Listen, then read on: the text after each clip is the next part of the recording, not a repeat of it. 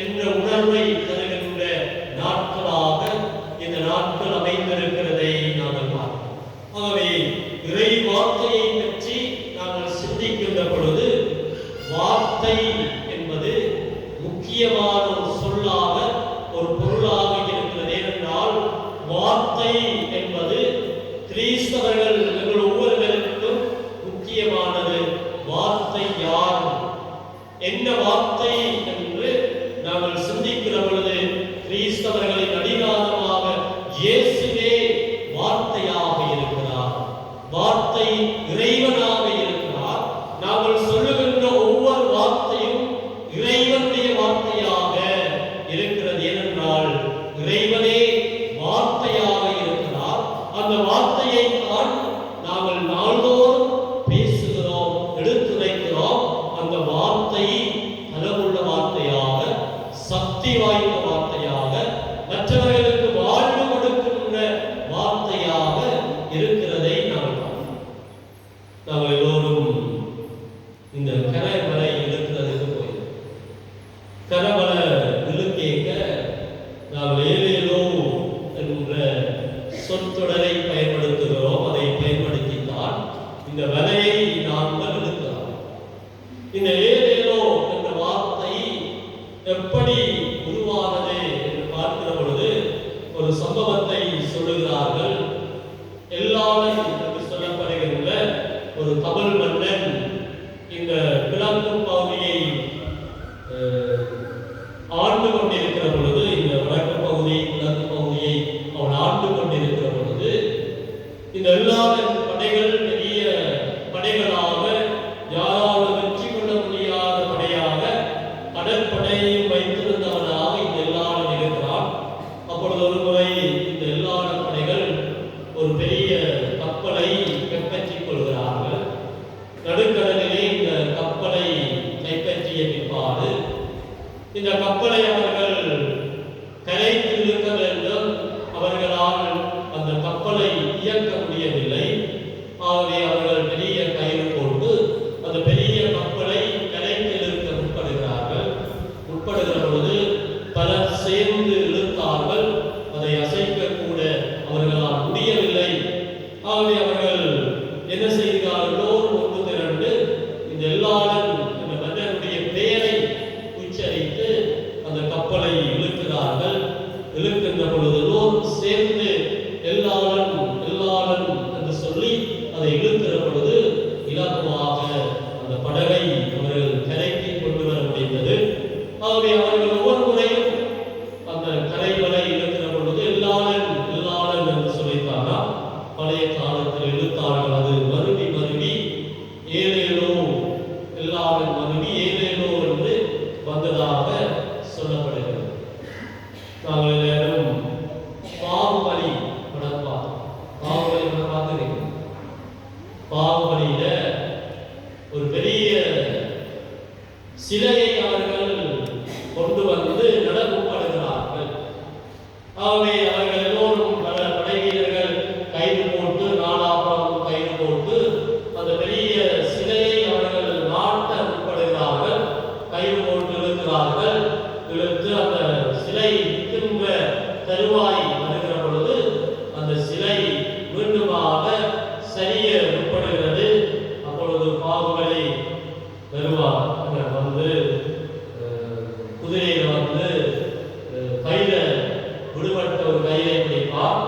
அப்பொழுது எல்லாரும் அந்த கையை பிடித்துக் கொண்டு பாகுபலி என்று சொல்லி அந்த கயிறை இழுக்கிற பொழுது மீண்டும் அந்த சிலை உயர்ந்து நிற்கிறதை நான் பார்க்கிறேன். இதை எதற்காக நான் இன்றைய நாளிலே சொல்கிறேன் என்றால், ஒரு வார்த்தை, ஒரு பெயர் எவ்வளவுக்கு வலிமையை, ஒற்றுமையை, எவ்வளவுக்கு ஒரு சக்தியை கொடுக்கிறது. வெறுமனே மனிதர்களுடைய வார்த்தை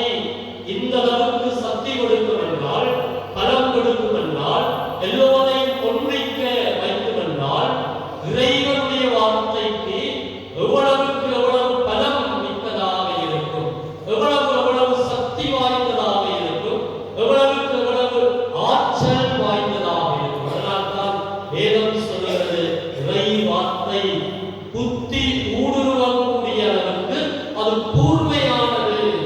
எலும்பையும் எலும்பு மச்சையையும் வேறாக்குகிறது. எலும்பையும் எலும்பு மச்சையையும் இலகுவாக வேறுபடுத்திவிட முடியாது. அந்த அளவுக்கு கூர்மையான எங்கள் வாழ்வுக்கு பலம் தரக்கூடிய, சக்தி தரக்கூடிய, பலம் தரக்கூடிய ஒன்று என்னவென்றால் இறை வார்த்தையாக இருக்கிறது. அந்த இறை வார்த்தையை தான் நாங்கள் நாள்தோறும் வாசிக்கிறோம், தியானிக்கிறோம், கரங்களிலே வைத்திருக்கின்ற பிள்ளைகளாக இருக்கிறோம். ஒரு முறை ஒரு தாய் என்னிடம் தன்னுடைய மகனை கூட்டிக் வருவதால், ஒரு 10ஆம் ஆண்டு படிக்கின்ற ஒரு பையனை கூட்டிக் வருவதால் வந்து ஃபாதர் அவன் கணக்கு பாடம் படிக்கிறான் இல்லை, ஏதோ தெரியல 6ஆம் ஆண்டு 7ஆம் ஆண்டுல 80 மார்க்ஸ் மேக்ஸுக்கு எடுத்தவன் இப்பொழுது படிக்கிறான் இல்லை ஃபாதர், கேளுங்க ஃபாதர், அடி போடுங்க ஃபாதர் என்று அந்த பிள்ளையை கூட்டிக் கொண்டு வந்தார்கள். அப்பொழுது நான் அவனை ஆபீஸில் இருத்தி, ஏண்டா தம்பி நீ படிக்கிறாய் இல்லை, ஏன் படிக்கிறாய் இல்லை, ஏன் உனக்கு கணக்கு புரியுதில்லை என்று நான் அவனை பார்த்து கேட்டேன். அப்பொழுது அவன் முதல் கதைக்கவில்லை, பிற்பாடு 2-3 கேள்விகளை அவனிடம் கேட்டேன். உனக்கு மேத்ஸ் டீச்சரை பிடிக்குமா என்று நான் கேட்டேன். அவன் சொன்னான், எனக்கு அவ பிடிக்காது, டீச்சரை பிடிக்காது. ஏன் பிடிக்காது?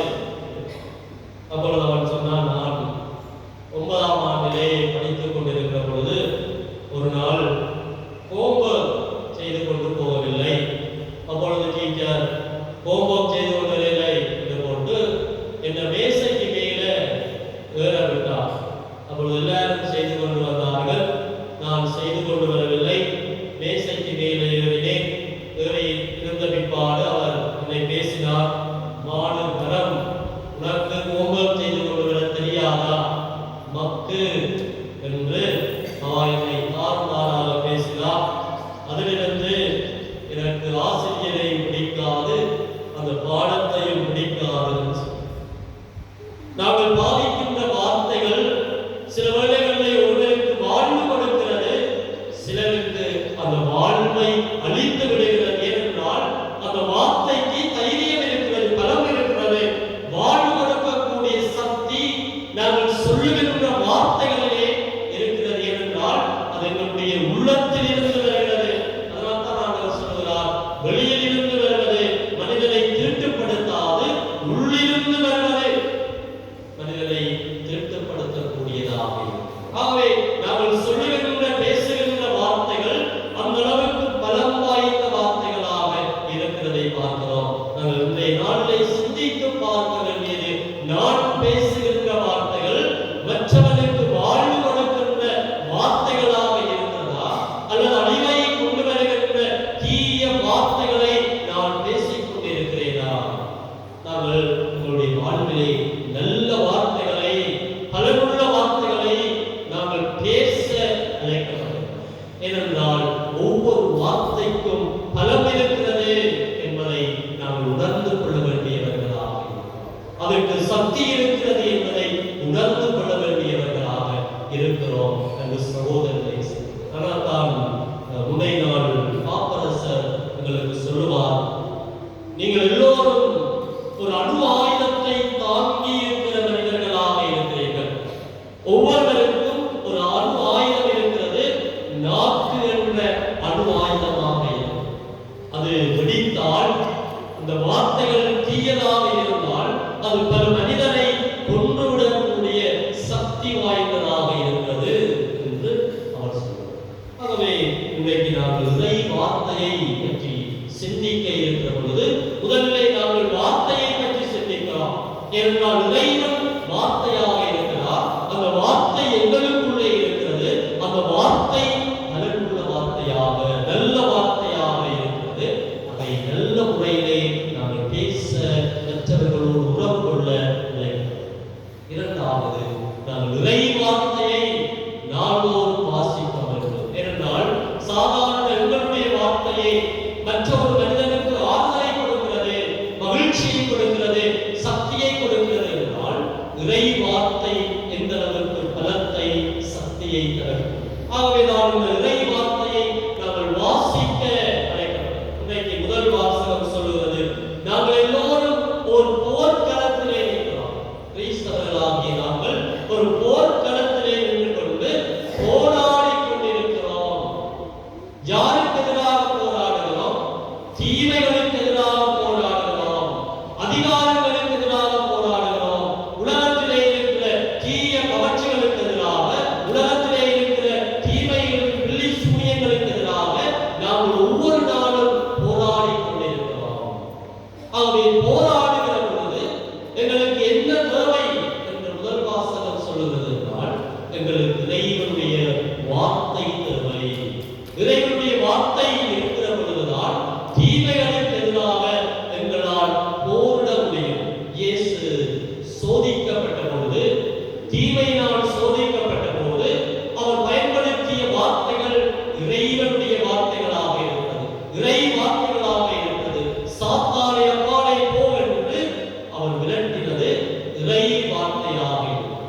ஆகவே தீமைகளுக்கு எதிராக நாங்கள் போரிட வேண்டும் என்றால் இறை வார்த்தையை கரங்களில் எடுக்க வேண்டியவர்களாக இருக்கிறோம். அன்பு சகோதரனே, சகோதரியே, ஒரு முறை நான் வீடு சந்திக்க போகிற பொழுது நான் தங்களை அறிவித்தே நான் வீடு சந்திக்க வர போகிறேன்.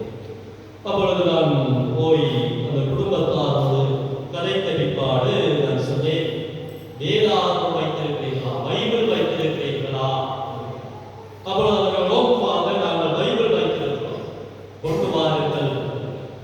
அப்பொழுது அவர்கள் மிக அழகாக கொண்டு வந்தார்கள். உரை போட்டு எல்லாம் புதுசாக இருந்தது, உரை போட்டு அழகாக இருந்தது. அப்பொழுது நான் கேட்டேன், என்னப்பா அப்படின்னா ஸ்டைலா வச்சிருக்கிறீர்கள், உரம் போட்டு வச்சிருக்கிறீர்கள், அந்த மாதிரி இருக்குது. அப்பொழுது அந்த அம்மா சொன்னா, ஓ ஃபாதர், எனக்கு தெரியும் ஃபாதர், நீங்கள் வந்தால் இறை வார்த்தையை கேட்பீங்கள், அதுக்காகத்தான் நாங்கள் இந்த நாள் வடிவா உரம் போட்டு புதுசா வச்சிருக்கிறோம். நீங்கள் எல்லாம் மறைவுரையில சொல்லுற நீங்கள் இந்த பைபிளுக்குள்ள தான் காசு வைப்போம், தேவையான பொருட்களை வைப்போம், யாரும் எடுக்காத பொருட்களை வேதாகமத்தில் வைப்போம். ஆகவே நீங்கள் பார்ப்பீங்கள், அதற்கு முதல் நாங்கள் தயார் நிலையில் இருக்கிறோம். சில வேளைகளில் நாங்களும் இப்படியாக தயார் நிலையில் நான் வந்தா இறை வார்த்தையை பார்த்தா நல்லா இருக்கணும் என்று உறவோட்டு அழகாக வைத்திருக்கிறோம். ஆனால் அதை பயன்படுத்துகிறோமா, எடுத்து வாசிக்கிறோமா? இதை நாங்கள் பார்க்கிறவர்களுடைய கோடிய குரல் இந்த இறை வார்த்தை மீது அளவு கடந்த பக்தியுடையவராக இருந்தார். நாள்தோறும் இறை வார்த்தையை வாசித்தார். இந்த இறை வார்த்தையை வாசித்ததனால் அதை மக்களுக்கு போதித்தமையால் அவருடைய நாம் அழியாத தரம் பெற்றது. ஆகவே அவர் இறை வார்த்தை மீது அளப்பரிய பிரியம் கொண்டவராக இருக்கிறார். அதனால்தான் அந்தோனியாருடைய கரங்களிலே இறை வார்த்தை இருக்கிறது.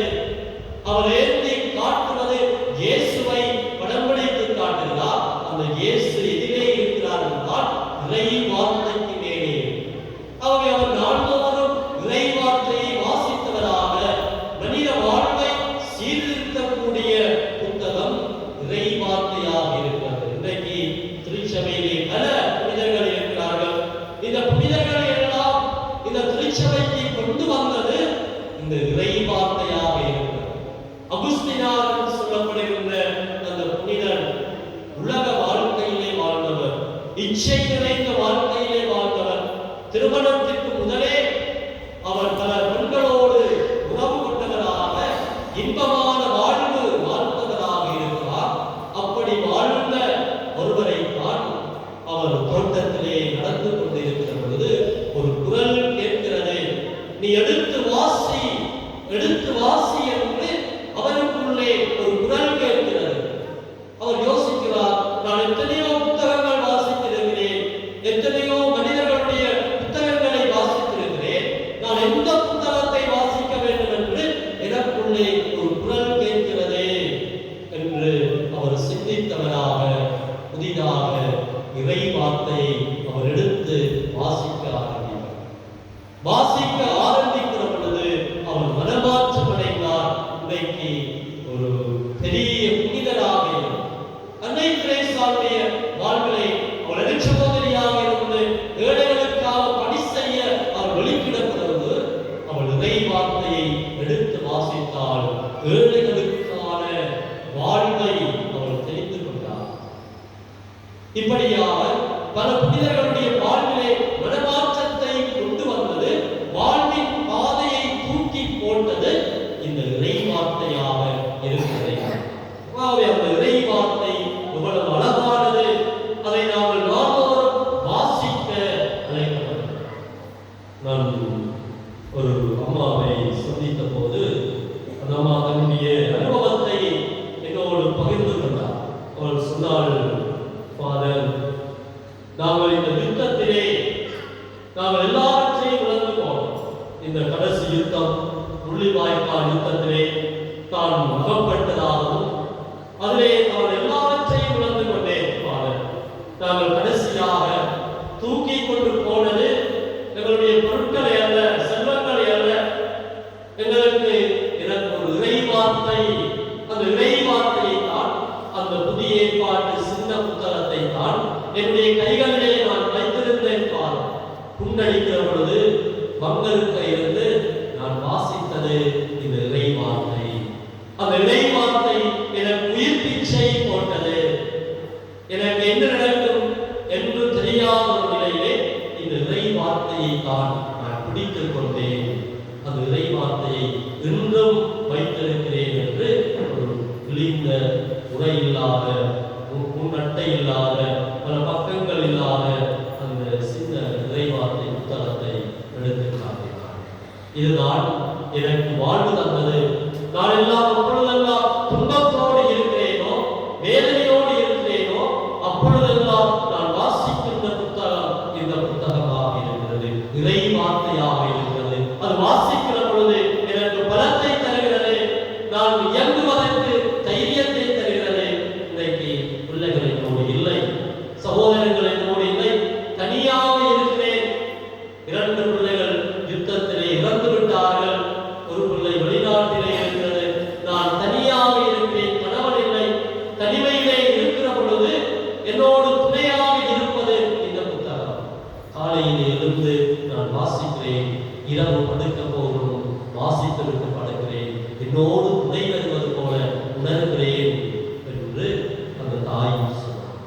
ஆகவே இது அவளுடைய அனுபவமாக, என்னுடைய அனுபவம் என்ன என்று நாங்கள் கேள்வி கேட்க வேண்டியவர்களாக இறை வார்த்தையை எடுத்து வாசிக்கின்ற வாஞ்சை உள்ளவர்களாக நாம் மாற வேண்டும். இன்றைக்கு எல்லாரும் சொல்லுகின்ற வார்த்தை பிஸி, நேரம் இல்லை, நேரம் இல்லை ஃபாதர், டைம் இல்லை என்ற வார்த்தைகளை தான் நாங்கள் சொல்லுகிறோம். ஆனால் மணிக்கணக்கிலே போனில கதைக்கிறதுக்கு எங்களுக்கு நேரம் இருக்கிறது. பப்ஜி கேம் விளையாட எங்களுக்கு நேரம் இருக்கிறது. இன்றைக்கு வாட்ஸ்அப், யூடியூப் பார்க்கிறதுக்கு நேரம் இருக்கிறது. எங்களுக்கு சின்னத்திரை படங்களை பார்ப்பதற்கு எங்களுக்கு நேரம் இருக்கிறது.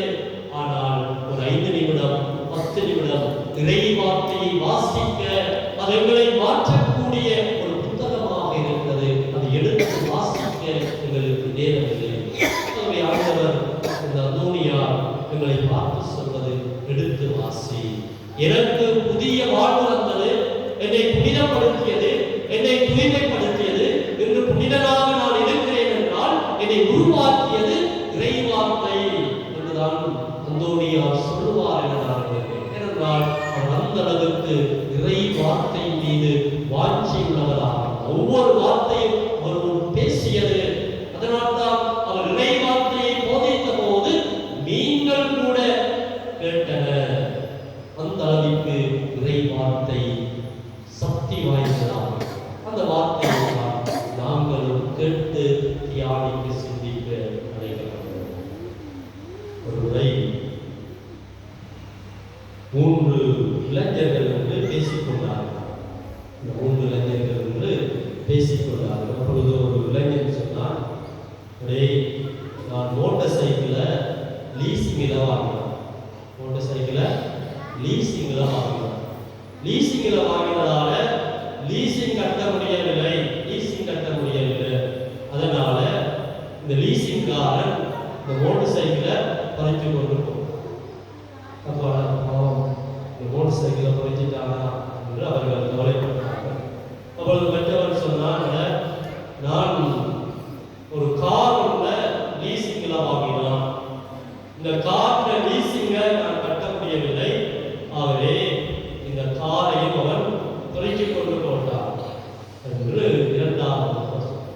மூன்றாவது சொன்னார், அட பாவி, இப்படி தெரிஞ்சிருந்தா நான் கல்யாணத்தை லீசிங்கில் கட்டியிருக்கேன். ஏன் லீசிங் கட்டியிருப்பாங்க? லீசிங் கட்டாட்டி மனுஷியை தூக்கி கொண்டு போயிருப்பாங்க. பிரச்சனை இல்லை. இது எங்களுக்கு ஒரு சிந்தனையாக இருக்கிற இன்றைக்கு குடும்ப வாழ்விலே பல்வேறு பிரச்சனைகள், முரண்பாடுகள் அதிகரித்திருக்கிறது.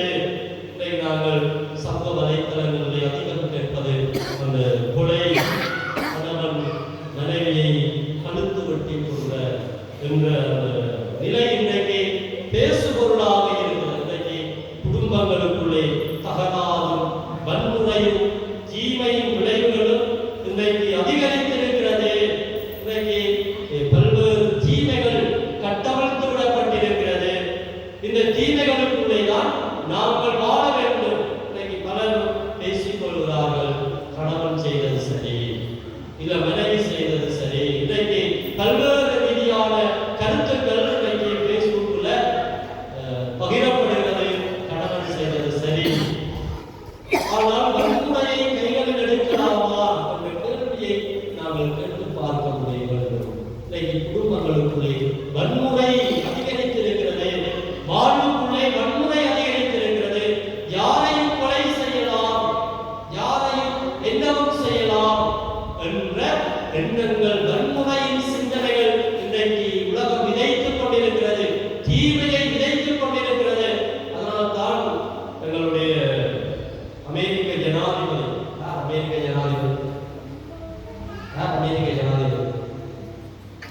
டொனால்ட் ட்ரம்ப் தன்னுடைய ஜனாதிபதியாக பொறுப்பேற்றார். அண்மையிலே அவர் பொறுப்பேற்ற பொழுது தன்னுடைய முதலாவது உரையிலே, ஜனாதிபதி உரையிலே முதலாவது வெற்றி பெற்று அவர் மீண்டுமாக ஜனாதிபதியாக தெரிவு செய்யப்பட்ட பிற்பாடு முதல் உரையிலே அவர் பேசுகிறார். இறுதியாக அவர் சொல்லுகிறார், இந்த நாட்டை இறைவன் என்றும் காப்பாராக. அமெரிக்க நாடு பொருளாதாரத்தில் உச்சத்திலே இருக்கின்ற நாடு. அவர் சொல்லுகிறார், அமெரிக்காவை இறைவன் காப்பாராக. என்னுடைய இந்த 4 வருட ஆட்சிக்குள்ளே நான் முதலாவது செய்ய இருக்கின்ற செயற்பாடு என்னவென்றால், எல்லோருடைய கைகளிலும் இறைவார்த்தை பைபிள் இருக்க வேண்டும்.